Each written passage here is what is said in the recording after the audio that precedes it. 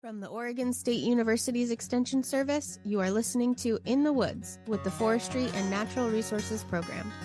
This podcast brings the forest to listeners by sharing the stories and voices of forest scientists, land managers, and enthusiastic members of the public. Each episode, we will bring you research and science-based information that aims to offer some insight into what we know and are still learning about forest science and management.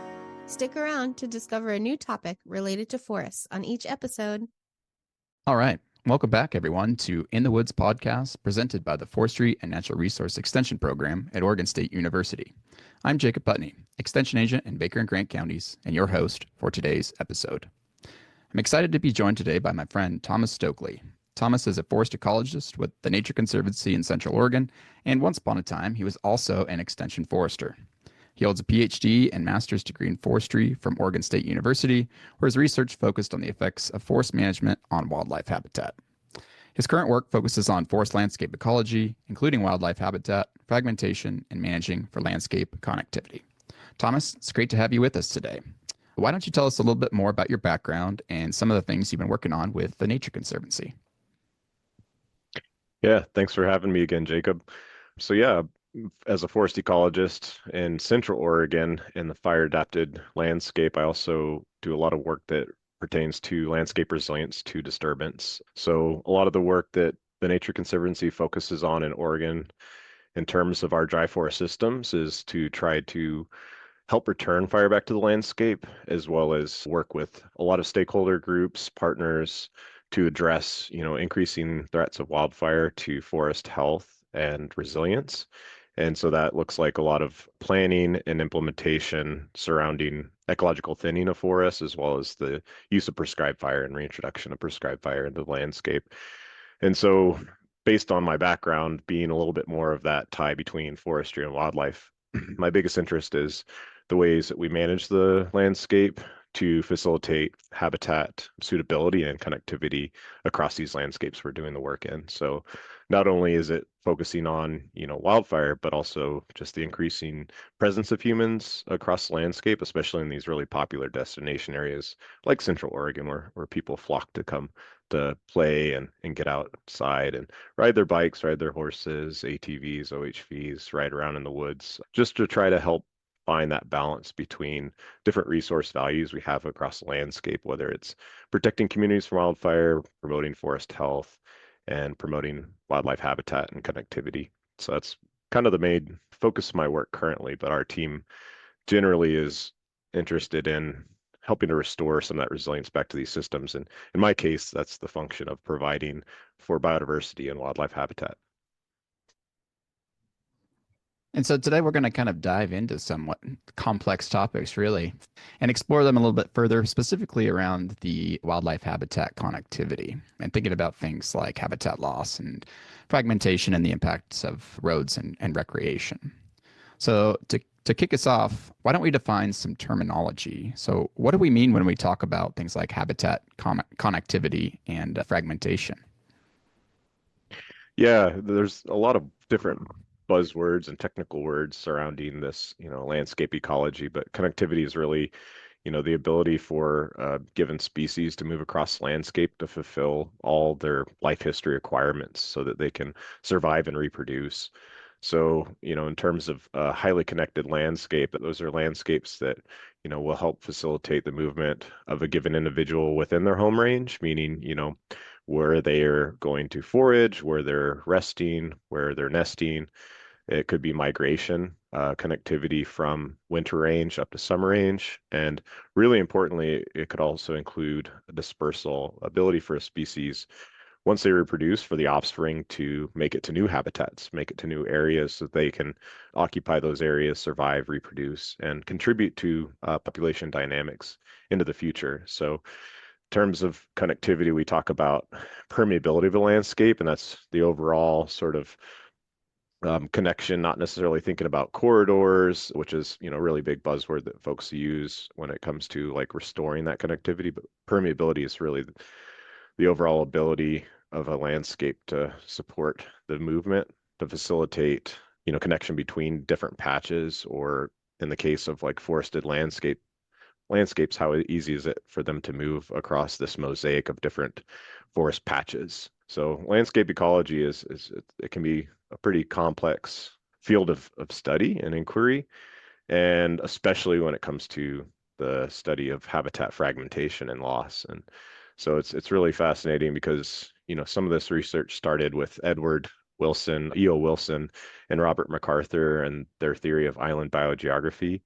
They actually went in to different islands that had different distances to the mainland, different sizes of islands, and actually used insecticides to clear out those islands to see colonization rates that were associated with distance to the mainland as well as the size of these islands. And that led to this whole study of, basically conservation biology in terms of how do we design preserves? How do we design like landscape scale conservation to really facilitate biodiversity conservation, to help facilitate the movement of species between these different habitat patches? And lo and behold, like it's really important to have really big patches, and it's really important to have patches that are well connected. So the further and more isolated a given patch is, the more difficult it is for a given species to move to those areas. And so, yeah, it has resulted in a lot of debate as well, because people have been wanting to isolate or wanting to kind of decouple fragmentation from habitat loss. And hint, it's very difficult to actually decouple them. And fragmentation is really the physical breakup of different habitat patches in a landscape. And it's really difficult to actually think about fragmentation without acknowledging that some of those areas are actually lost. So, I mean, in terms of something that would be fragmentation without habitat loss, it could just be like a fence in your backyard. But even then, like that fence is actually obstructing a certain area around it as well. So technically there's some area that's lost in terms of what's available to that species. So when we talk about fragmentation, it's really, how disjunct are those habitat patches for a given species to move to and from? And generally, it's associated with some level of loss. And habitat loss and fragmentation is seen as a major threat to wildlife across the globe. And a lot of research is focused on how do we defragment these landscapes. In some cases, fragmentation is seen as potentially a good thing, especially for like edge species. Out in the east, areas they're fairly fragmented, especially like these agricultural and forest matrices where you have like a mix of different habitat types and habitat patches and edges. Like some species do really well in those areas. Other species just cannot sustain themselves within a landscape that's highly fragmented because they might be an interior species, a species that really utilizes these large patches and is susceptible to edge effects, meaning there could be more predation along those edges. They could be more susceptible to differences in the microclimate. It might be warmer and drier in those areas, so they just can't persist in those edges. So it's been an interesting field to study, and I had the pleasure of working with Dr. Matthew Betts there at OSU. He was my research advisor, and I have to admit that I'm not technically a landscape ecologist in terms of training, although I did train with and learn from a lot of landscape ecologists. So it is fascinating for me, especially as a conservation biologist and a forest ecologist, to incorporate this into the work that I do. So it's one of those fields of study that can get overly complex, but when you think about it, it's like in terms of conservation, it's really good to have connectivity. It's really good to give space for species to move around the landscape and to adapt through times. And I think that might lead to some other discussions. But all in all, I guess in terms of the terminology, like it's really species dependent too. That we have to acknowledge the different like species have different requirements, and connectivity for one species is not going to be the same for another. Yeah, and I think you kind of alluded to it already, but from that ecological perspective, what is the importance of the habitat connectivity? Yeah, for me, my perspective is, isn't like it does boil down to what a given species needs within a landscape and within their life cycle. But I think in terms of habitat connectivity, its importance, it's biodiversity conservation, really, especially, in terms of these systems that we work in are not static. They're always changing. We have, cycles of drought, we have cycles of insects, disease, wildfire, different disturbances that alter, the ability for a given forest patch or non-forest patch to provide the resources needed for a given species. And so the more connected a landscape is, then theoretically, the greater ability that a given organism can and move around the landscape and shift with shifting resources. So really facilitating their ability to adapt to the changes through time and space. So without, highly connected landscapes, you can actually have more rapid species loss, especially given the rapid changes we're seeing more recently in terms of drought, in terms of heat waves, shifting resources, the changes in plant phenology, when wildflowers or other pollen resources pop up for a given species, when insects come out of when they hatch or come out of hibernation, in terms of that aligning with when the songbirds migrate up here. It's really important to have connected landscapes so that we can allow those species to shift with those shifting resources. And so it also has a lot to do with the overall flow of really matter and energy throughout the landscape. And that contributes to ecosystem productivity and function. So, you can think of it in terms of like the ability for salmon to move upstream. If they hit a dam and they can't get past that given dam, then you no longer have the nutrient inputs that you would have had historically, and that would alter that ecosystem function in terms of productivity. So I guess that's just an example I thought of just off the top of my head, because those salmon being able to get upstream actually provided a lot of nutrients to the forest that surrounded them. And I think the same could be said for a lot of different species that move around the landscape and provide these different ecosystem functions and services to the forest. So biodiversity is seen as really critical for ecosystem functioning. As you get fewer and fewer species and they're able to move around the landscape, you can have a loss of a given function like seed dispersal. You can lose pollination potential, the ability for pollinators to actually provide the ecosystem service to some of our crop trees, especially our native pollinators, or some of our, not crop trees, but crop species, including, orchards and such. So it isn't just about, conserving for doing conservation for a given species, but overall ecosystem function and health, as well as the ecosystem services that a lot of these species provide to humankind. So yeah, it's seen as a really critical aspect of ecosystem management. And so in terms of the work that we're doing, it's especially when you have more disturbances, trying to keep different subpopulations from becoming too isolated, because if they become too isolated, so an example is the Isle Royale over in the Great Lakes, where these wolves made it to an island, but it wasn't well connected, and that population became really inbred, and that little subpopulation actually suffered quite a bit because of that inbreeding depression. So allowing not only at the population level for these species to adapt, but an ecosystem level for all the nutrients and energy and matter to flow across the landscape to help provide that ecosystem function and services to humans. Thinking about your dam example, what are some of the biggest threats to wildlife habitat loss and some of the biggest drivers of fragmentation and loss of connectivity?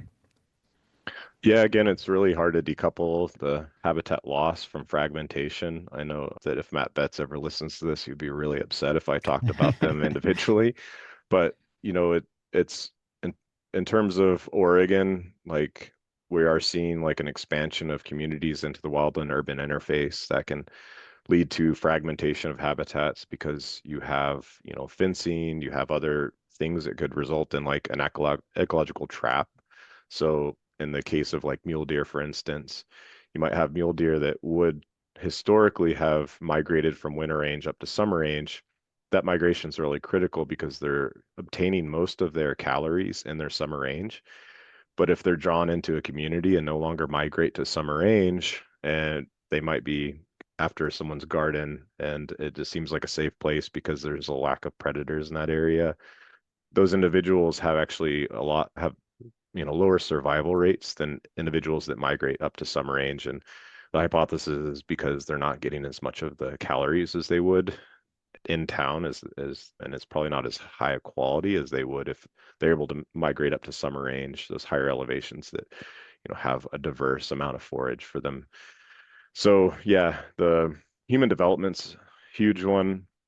We're also seeing, increasing the high severity disturbances like fire. So, species that are forest obligates, when you have very large, high severity wildfire events like the bootleg fire, for instance, you have a major shift in the ability for a species to move across that landscape. Some species really require a lot of canopy cover. An example would be like Pacific martin, for instance. And if you have these really high severity wildfires with very little in the way of forest canopy, you end up having an issue for those forest associated species that require some level of canopy to move across the landscape. They can't move across these wide open areas because of the fact that they're way more susceptible to depredation from especially like hawks and other raptors. So there's, also historic management of our forest in Oregon has been a huge issue in terms of we don't have as much coarse wood as we would have had historically. A lot of the logging practices of the 1900s were, going after the biggest, healthiest trees. And a lot of those trees were fire resistant trees like ponderosa pine and Douglas fir. And so not only do you lose the function of that forest in terms of being more resistant and resilient to wildfire, the whole system is more susceptible to high severity fire because we've kept fire from actually being able to do its thing in these landscapes. That contributes to those very large patches of high severity fire, but you have a lack of coarse wood, and over 40% of the species, the terrestrial species in Oregon, actually utilize coarse wood at some point in their life cycle. So lack of coarse wood in a lot of our forest systems has a major impact on the habitat suitability of these different areas. We've also got a lot of encroachment into other habitats like non-forest habitats like meadows and even riparian areas would have historically been a lot more hardwood dominated or have become more conifer dominated, and that can alter the connectivity of those stream systems, especially for species that really rely on the hardwood component, like a lot of songbirds and different mammals that might be foraging on them, like beavers, for instance, that would be foraging on the hardwoods. It's, there's, and a lot of these things you can't just isolate like the one thing from another, just like habitat loss and fragmentation. It's hard to isolate the impacts of one, of one issue for a given wildlife species. So the whole wildland urban interface, encroachment, then you have more people kind of going into the woods. The more people you have going in the woods, the more wildlife are typically trying to avoid human beings, whether it's an anti-predator response to humans or poaching, or it could be the increase in invasive species because we bring a lot of those invasive species in our boots and in the fur of our dog hair. So they bring in a lot of invasive species that can compromise wildlife habitat as well.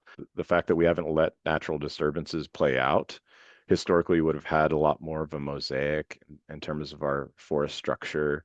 And now we have more of a homogenization of forests, whether it's from the historic management that's resulted in these really overly dense forest patches to, these high severity fires because of that densification of forest that then results in conversion to non-forest.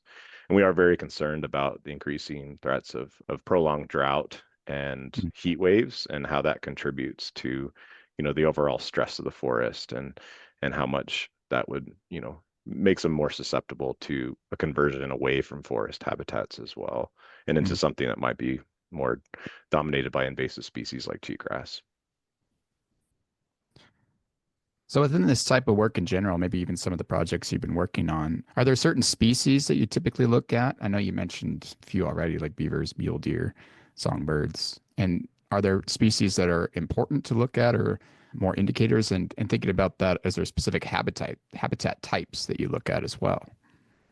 Yeah, that's a great point. Again, I mean, going back to this, it's like when you're talking about wildlife biology 101, it's, habitats very species specific, and some species are going to be way more susceptible than others. Like I mentioned earlier, there are some species that are really just drawn to those edge habitats that would actually benefit from a more of a fragmented landscape that might be a bit more of a disjunct patches with a lot of edge area, versus others that might be more interior associated. So like spotted owl, for instance, would require, a old growth forest patch that has sufficient interior habitat to support their ability to breed and reproduce.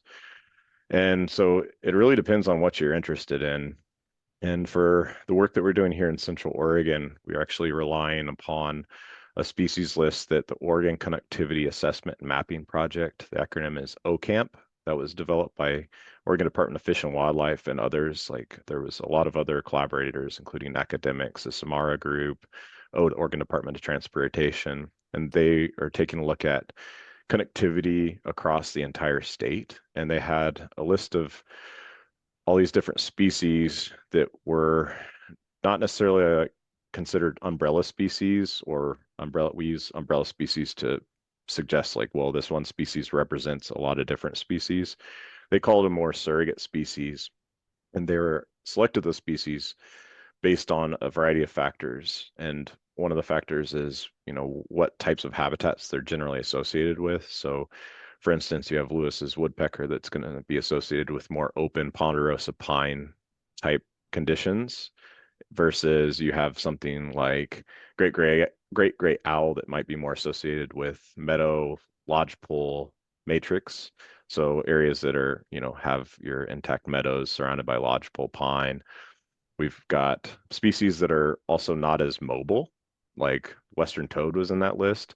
Then you have species that are very mobile, like mule deer and elk, North American elk, and as well as puma, the mountain lion that can move really long distances, can move miles within a day, and are generally wide-ranging species. So they had a whole variety of different species to do this connectivity assessment, and they were able to, based on the habitat requirements of different species, model the habitat permeability across the landscape.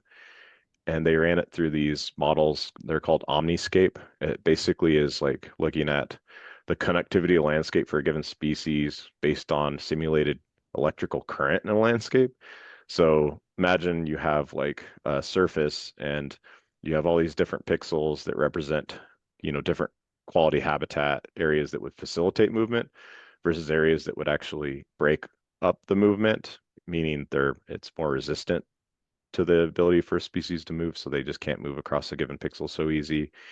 And then it injects current and electrical current, modeled electrical current into this matrix, and it determines how easy the electrical current can move around the landscape given these different habitat values, whether it's more resistant to movement or if it facilitates movement, whether that pixel would be considered an area source habitat for a given species. And so they modeled this across a whole list of species, and definitely recommend looking it up. They have a really great interactive map that you can look at these connectivity areas, and they use that to develop these priority wildlife connectivity areas. And they look like corridors when you look at them. And going back to terminology, corridor is a bit more of a fixed area that we think of it as being more linear that might help facilitate species ability to move across the landscape. So from one patch to another. And while it looks like corridors, the OCamp authors will actually specify that we shouldn't be looking just at those polygons we have in the map, but looking at the areas surrounding them so that we can consider the entire landscape and not just these areas that are modeled as important connectivity across these species lists. So for us, we are doing this, we're actually utilizing that data to see, how the potential effects of roads and recreation might be altering habitat connectivity for a variety of species. So we've got North American elk, mule deer and black-tailed deer. We have puma, great gray owl, lazuli bunting, hermit thrush, Lewis's woodpecker, Sierra red fox, Pacific martin, the gray squirrel, porcupine, and western toad. So we have quite the species list, and it sort of represents different life history requirements. So species that don't move as well or that might be more limited in terms of their ability to disperse to new habitats versus species that are wide ranging that'll migrate from, all the way from the sagebrush up to the high elevation moist mixed conifer. And also that list represents sort of a sensitivity to human interactions. And I can talk a little bit more about the study that we're doing, but mule deer and elk are really sensitive to human interactions. They typically try to avoid us. I don't know if you've ever noticed this when you're out in the woods, that they're typically running away from you when you eventually see them, versus something like, a squirrel, porcupine, and western toad might not be as sensitive to like that perceived predator effect, but would be really sensitive to, say, a road. Trying to cross a road, they're more sensitive and to mortality. I mean, a lot of species are sensitive to mortality from roadkill, but we also have birds that typically aren't as susceptible compared to, say, western toad or mule deer. Hmm. No, that's fascinating. I'll have to check out that OCamp study and that interactive map. I thought about using electrical current. That's is really fascinating. But Yeah, it's called circuit theory is the theory that led to a lot of the modeling effort. mm. Well, since you mentioned roads and recreation, let's kind of dive into that a little bit further. You mentioned some of them already, but what impacts do these have on wildlife habitat? Yeah, it's a great question. And there's actually a wealth of literature out there looking at the potential effects of, both roads themselves as well as recreationists on the forest. And it's in it, the field of study is really varied, but the major take home from a lot of the literature is that, yeah, a lot of species, even species we don't think of as being so sensitive to humans, typically are really sensitive to the presence of humans on the landscape. So we talk about, disturbances within forest ecosystems in terms of like wildfire as a disturbance, wind as a disturbance, drought as a disturbance, but just the human interaction with wildlife can be a disturbance to those individuals.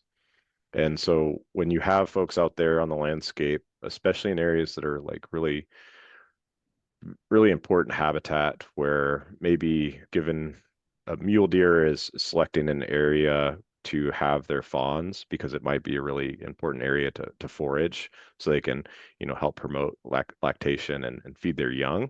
If you have people that are constantly mountain biking through that area or visiting it every so often, that can be enough of a disturbance to drive them off of that area that's really in high quality habitat and into areas that are more marginal habitats, and that can affect their ability to survive and reproduce. So if they're not able to get enough forage in a given area because of that human disturbance component, and they're forced onto areas that have less high quality forage, then, in some cases that can lead to their young not surviving. Just the interactions with humans can lead to a lot of stress hormones as well. And as we all know, stress is really not great. It is important for short-term survival in terms of evading predators, but chronic disturbance to wildlife can lead to that chronic stress and increase the amount of cortisol in these animals, and that can also have detrimental effects on their survival and reproduction as well. So all these studies, they, looked at across many different species. They Starkey Experimental Forest actually collared elk and they put GPS units on different recreationists, whether or not they're hikers, they were they had horseback, and then they had ATV. And they looked at how the elk would respond to these recreationists out there in the forest. And actually, a lot of people think, well, mountain biking isn't as bad as OHV or, horseback. I see a lot of elk on horseback, so they're not as bad. Hiking is pretty low impact, but for elk at least, it was just humans in general. They typically were avoiding humans as much as possible. And so, I think we need to be careful about playing the blame game when it comes to like who's having the biggest impact, because Mm, it's generally the response to humans in general, not necessarily a given user group. There is also this other study that they had camera trapping and they had audio playbacks of different recreationists. So they had audio playback of like a single hiker versus a group of mountain bikers, and they would broadcast this in the forest to see how wildlife would respond to those noises. And for some of the species, especially the prey species like deer and elk, the major response was, yeah, noisy big groups are not great, and mm, animals would typically try to avoid that noise and avoid those humans. So that was a pretty cool study. That was a study by Catherine Zeller, that just came out actually in 2023, or sorry, 2024. So pretty cool study. And for other species, it's again the roadbed themselves that can functionally fragment the landscape. So for, different amphibian species or less mobile species, them trying to get across 4-lane highway, it can be almost impossible. So in some cases, that can be a actual barrier to wildlife movement and totally fragment the landscape. Versus others, they might be able to make it across the given highway or given roadbed, but there is this risk of mortality. And so a lot of work now with these major highway systems is focused on overcrossings and trying to get overcrossings or underpasses to allow wildlife to actually move across this barrier that is a highway. And so that's sort of the extreme version from, like, someone just hiking and disturbing an animal to, these big highways that are actually disconnecting habitat patches. So there are a lot of projects there have been a lot of projects trying to look at more overpasses and underpasses across Oregon. The more recent one that we have here in Central Oregon is the Bend to Subtle Lake initiative, and that is looking at trying to create some overpasses on Highway 20 because there's just a ton of roadkill that's also a threat to humans in terms of human public health and safety. Collisions with deer and elk is a big risk to humans as well. So it's kind of like, all right, where's the win-win? Where can we put these overpasses and underpasses to not only help animals move across landscape, but help reduce the risk of humans colliding with them in their vehicles and getting injured or worse. So, the main thing is, yeah, humans on the landscape tend to, we we tend to push animals out of really important foraging areas. So, one thing that we're really looking at here in the Deschutes, which is a super popular recreation area, is to better understand how roads and recreation might be affecting wildlife habitat connectivity and their ability to move across the landscape. Yeah, so thinking about some of those things you mentioned, what can we do as a recreationist, and then what can we do around roads, like the wildlife bridges and things like that, to mitigate some of these impacts and to reduce, I guess, not only the amount of stress that we put on some of these wildlife species, but just some of the impacts that we have just on our roadways, for example. Yeah, that's a great question. I think one of the main ones is as recreationists is to just kind of to obey the closures. Like whenever there is a closure, it's there for a reason. Oftentimes they'll put recreation closures or road closures in areas that are important fawning areas for elk and mule deer, calving and fawning, calving for elk and fawning for mule deer. Important areas for overwintering. In the wintertime, these animals are really susceptible to this disturbance because they're not getting a ton of food in the winter. There's just not a ton available for them to eat. They're relying on their fat reserves that they built up throughout the summer from the plants they were the high quality forage they obtained in the summertime. And so the more you stress them out, the more fat reserves are building, again, more cortisol that they have in their system. And that, can lead to, lower fitness. So lower ability for them to survive and reproduce in the springtime. So observing closures, I think, is a really important one for recreationists. Supporting these different initiatives, looking at overpasses and underpasses for wildlife connectivity across highways is a main one. You can buy these license plates in state of Oregon that are watch for wildlife, and those are supposed to contribute to, some of the work that is addressing where we should be putting these crossings.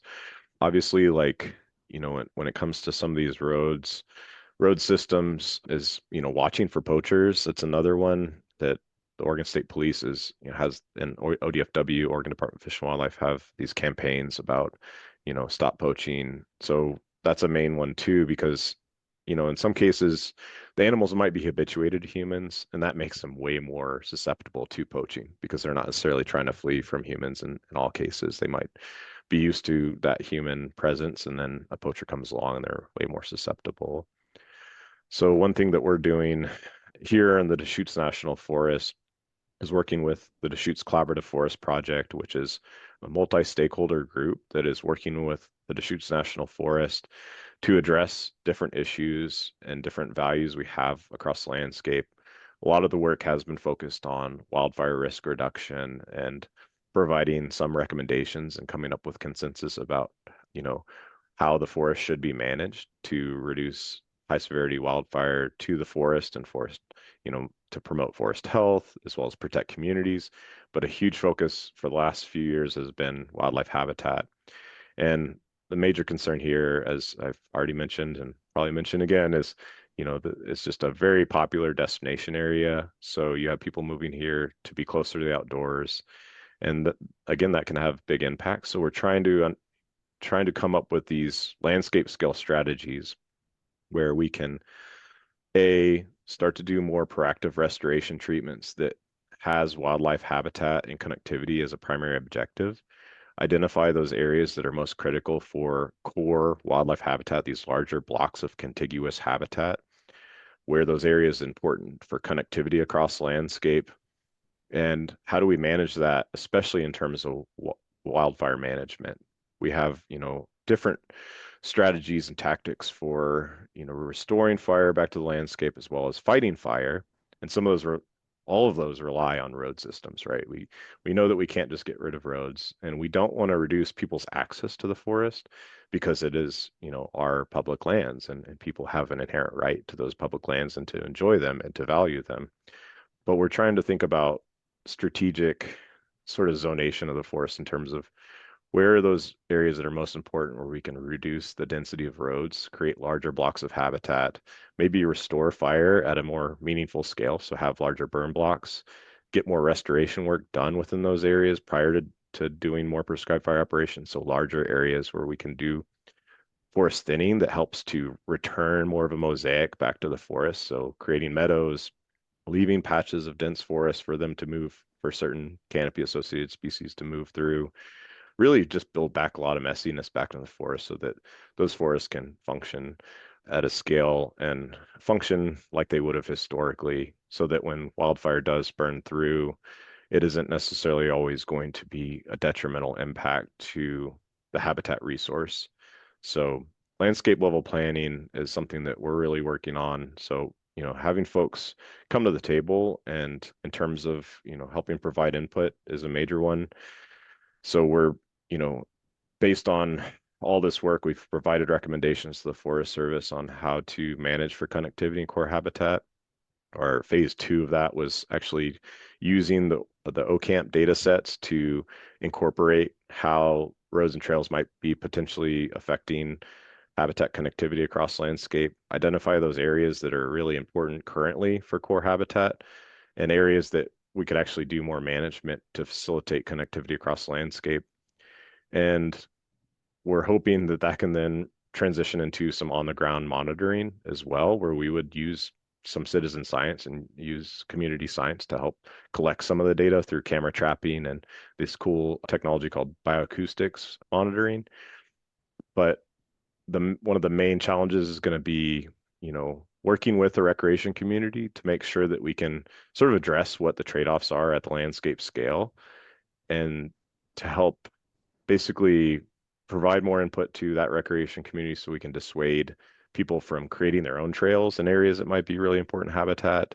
So that's another major one, is don't use the user-made trails or social trails, because a lot of times we don't put trails in certain areas because those are important areas for wildlife habitat. So if people are building their own trails in these areas, that can functionally make that habitat way less suitable than it would if it was more or less intact. So, one major step that we're going to be doing is working with recreation stakeholders to address, what are their values on the landscape? Where's the give and take? How can we build in more of this core habitat and connectivity without compromising people's ability to enjoy these landscapes and enjoy the public lands?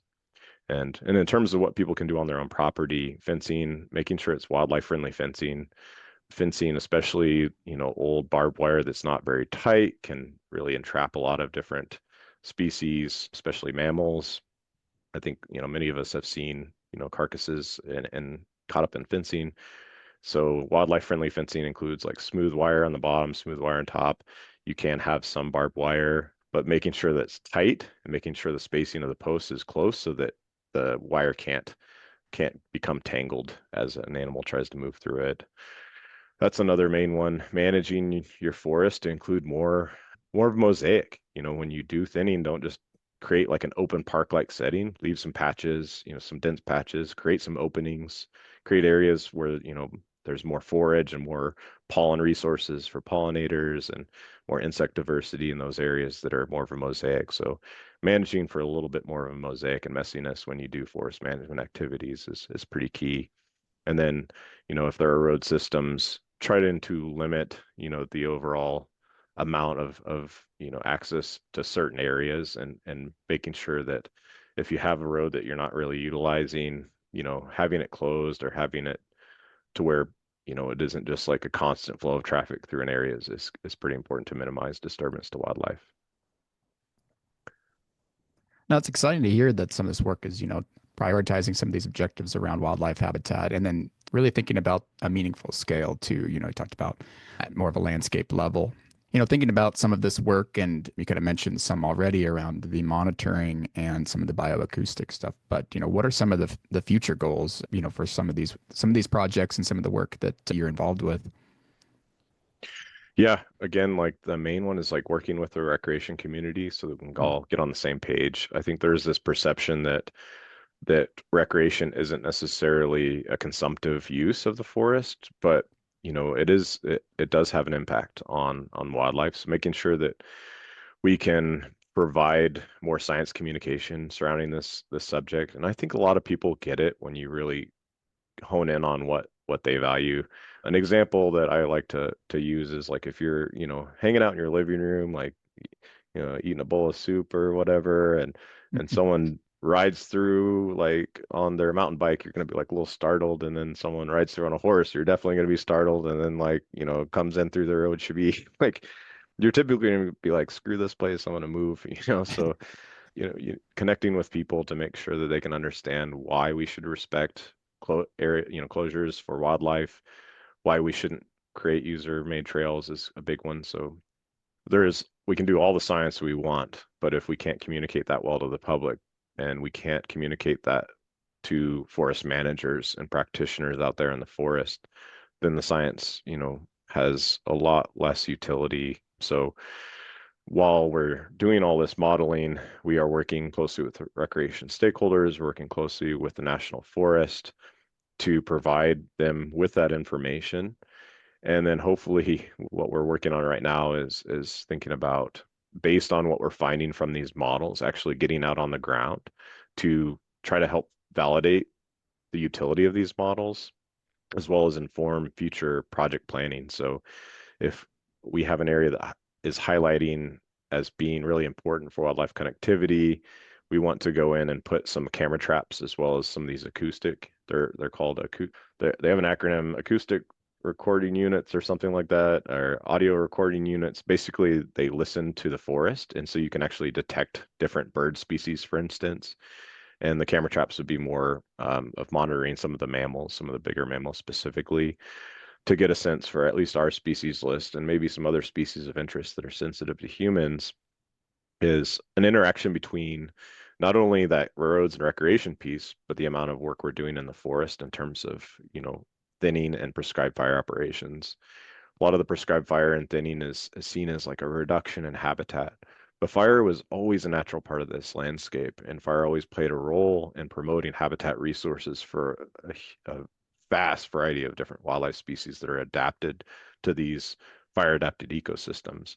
So how can we do more of that restoration work while creating larger blocks of intact habitat? We definitely need more information to do that successfully. So we're hoping to test what are the interactive effects of opening the forest and roads and recreation. So when you open the forest back to more of, of a condition that would be, where you have less dense forest conditions, that can actually increase sight lines, so how far you can see into the forest, that can increase noise propagation.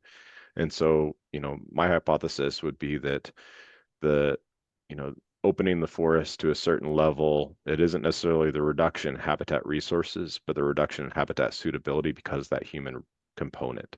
And so trying to figure out what is the appropriate scale at which to create larger blocks of contiguous habitat, reducing road densities, making sure we prioritize recreation in areas that are having least impact on wildlife is one of the major objectives of this work, of especially doing on the ground monitoring work. And we're hoping that can inform future strategic planning and implementation at landscape scales to identify, yeah, can we get larger blocks of habitat and do enough work in those areas to when wildfire does burn through it, it's not going to be a whole type vegetation shift and conversion to out of non-forest habitat. And given the amount of, drought we've seen the last decade, and luckily we seem to be maybe getting out of that for now. So it's an opportune time to start doing some of this work and making sure we get ahead of it. But the scale is immense, in terms of the wildfire threat, in terms of the number of humans that are moved into these areas. It seems like a wicked problem in terms of it just seems like an overwhelming thing, these interactions between humans out there in the landscape and disturbances and drought and fire. But, more on the ground research and involving recreation stakeholders, involving folks that, just love to get outdoors and to some of these science projects, I think is going to be pretty key, because then they become messengers for biodiversity, conservation, and wildlife habitat restoration.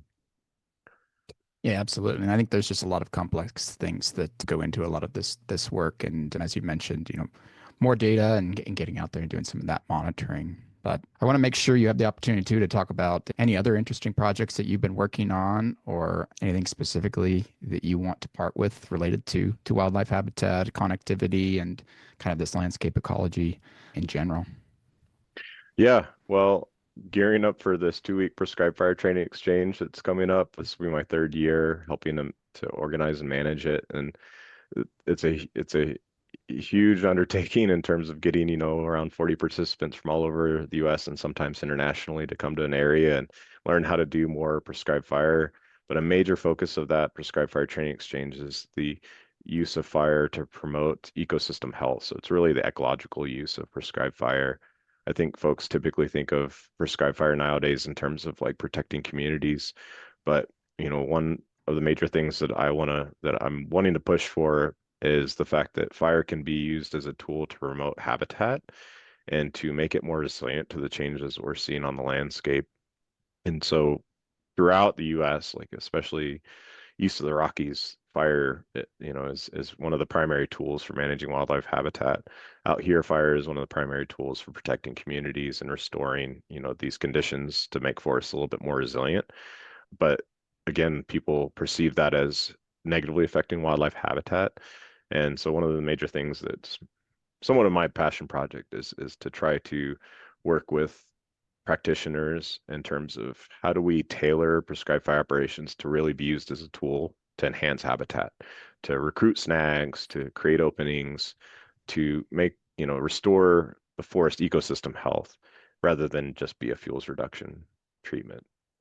So again, with that, hopefully we'll be able to do some on the ground monitoring in conjunction with some of the treatments we're implementing across the landscape to see what the wildlife responses are to these disturbances, to trying to restore that ecological process that is fire in the system, and also to understand the impacts of wildfire treatments across these forest systems as well. Wildfires were historically would have burned and east of the Cascades, very large patches, but it would have been low severity fire. Now we're seeing a lot more high severity fire. So getting a better understanding of how that's affecting, wildlife habitat connectivity as well as future fire regimes, I think is a pretty interesting field of inquiry and research. But yeah, I mean, working for the Nature Conservancy, you get to get your hands on all sorts of different projects. So it never gets totally mundane with one individual thing. There's typically a lot, and it is ecology. So when we're talking about ecology, it's just overly complex, and us ecologists like to make things overly complex. So I guess that probably should be a passion project of mine, is try to make my life a bit more simpler in terms of working with different stakeholder groups, researchers, and practitioners. But I do like to embrace that chaos. And yeah, I'm excited for this modeling effort to be concluding, because I think it seems like it would be congruent with a lot of the other work that researchers have been doing in terms of landscape scale prioritization. So where are those areas that are most important to do mechanical thinning and prescribed fire treatments? How do we align that with our understanding of habitat connectivity? Is going to be a major thing that we're trying to use these models for. But just going to be pretty stoked to have some get some sensors out there in the landscape, get camera traps and some of these acoustic recorders out there, so I can get out in the field and, get to do a little bit of research, which is, a major interest of mine is still being engaged in the research. So there's always a balance between like, doing the research and making sure it's applicable to land managers and making sure that that science is communicated to the public. Well, Thomas, I really appreciate you sharing your expertise with us today. I think it really demonstrates the interconnectedness of a lot of these ecological components that, and, as you mentioned, are incredibly complex. And, thinking about the not only the scale, but the meaningful scale as well. So I know there's a lot of things we discussed today, but if there's any questions that came up while you're listening, or if you'd like to learn more, please drop us a comment or send us a message on our website. I think we'll definitely link some of the research that you mentioned in that OCamp analysis, and I'll check that out as well.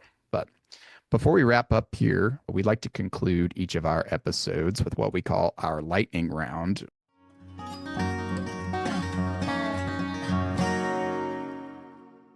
Or a few questions that we ask each of our guests. So to kick that off, let's start with our first question. What is your favorite tree?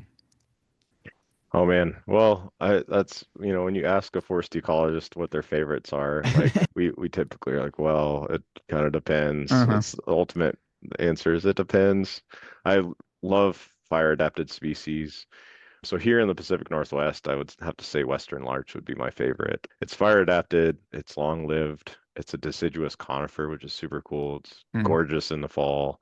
It just seems to be like one of those species when you encounter, you're just in awe of, even in the wintertime when it doesn't have any of its needles and it looks kind of dead, you're like, yeah, that's a pretty cool tree right there. So I do come from southern Missouri, so I really like flowering trees. Like I find like the tulip trees really fascinating because they're these giant flowering, species. The bald cypress, they breathe through their knees. That's pretty cool. Like they have these like roots that, are sort of like go up above the into the air. I just thought of that one off the top of my head because it's like, well, what else besides Western larch? There's a lot of different species I'm fascinated with. I mean, I love also Oregon oak. Oregon white oak is pretty cool. Another fire adapted species as well. Super critical for wildlife too, for all you folks that live on the west side or in the Columbia River Gorge. So promoting oak is always a good thing for wildlife. Yeah, absolutely. Yeah, the Oregon white oak, that's a great one as well. And we did do an episode on that one. That's been a while now, but fascinating species, as is the other ones as well. I don't think anybody's mentioned bald cypress yet, so that's a good one. But yeah, Western larch or tamarack, as it's often referred to, Right. is a great one as well. I think I've mentioned that one in the past. So our next question, what is the most interesting thing you bring with you to the field, either with you in your vest or field kit, etc.? Ooh, can I say my dog Talon? Absolutely.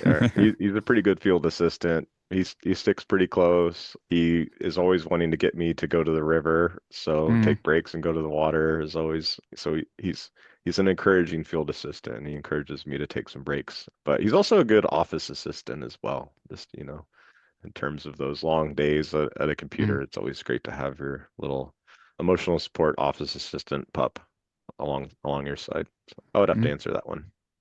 Oh, that's a great one. And then lastly, are there any resources you would recommend to our listeners if they're interested in learning more about some of these aspects of landscape ecology, wildlife habitat loss, fragmentation, things like that? Yeah, checking out the Oregon Connectivity Assessment and Mapping Project. I think you said that you would drop a link in there. I think just looking at it in terms of the area that, you might be working or, where your community is, it's a great resource. And again, like, don't think about it. You'll see these specific pathways, these polygons that they put on the map, but they encourage you to look at the area surrounding them. So those are like, in terms of all these different species they're modeling, those were like the optimal areas, but really think about it in terms of the area surrounding them as well. So just because your property or your community isn't like right on one of those priority wildlife connectivity areas, like think about the landscape surrounding, where you work and where you live. so that we can encourage, land managers, we can encourage our neighbors to do things that'll help facilitate wildlife habitat connectivity and allow these species to move and shift as the resources shift through time and space. So that's a major one. If you want to go down a rabbit hole, definitely look up the habitat loss versus fragmentation debate.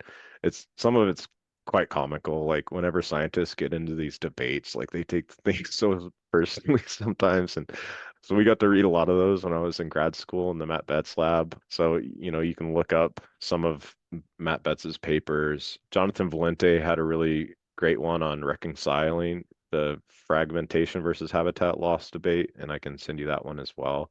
Yeah. It's a lot more technical, but it's an interesting one in terms of thinking about landscape level biodiversity conservation and getting over these debates and be more proactive about how we can manage landscapes. But it is pretty entertaining to look into the debate and see what some of these comments are from different scientists.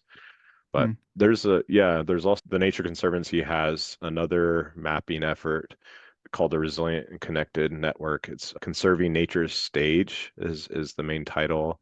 And it isn't getting to that fine detail of these specific like connectivity areas, but looks at the overall landscape connectivity as well as potential resilience to, changing fire regimes, changing climate. So it kind of looks at landscape resilience as well. And I would encourage that as a resource. It doesn't get into like species level or habitat requirements, but it kind of looks at the system overall.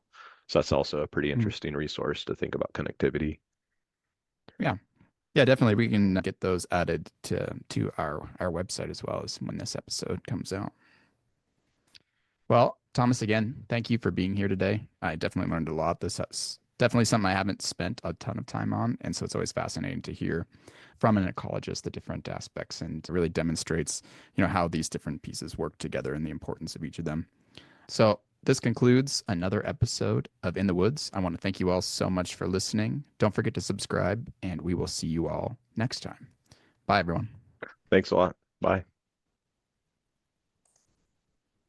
The In the Woods podcast is produced by Lauren Grand, Jacob Putney, and Scott Levengood, who are all members of the Oregon State University Forestry and Natural Resources Extension team. Other members of the team who've been involved in the podcast include Carrie Berger, Jason O'Brien, and Stephen Fitzgerald. Episodes are edited and produced by Carrie Cantrell. Music for In the Woods was composed by Jeffrey Heino, and graphic design was created by Christina Freihoff. Funding for In the Woods is provided by Oregon State University Forestry and Natural Resources Extension, the Oregon Forest Resources Institute, and the USDA Renewable Resources Extension Act funding. We hope you enjoyed the episode, and we can't wait to talk to you again next month. Until then, what's in your woods?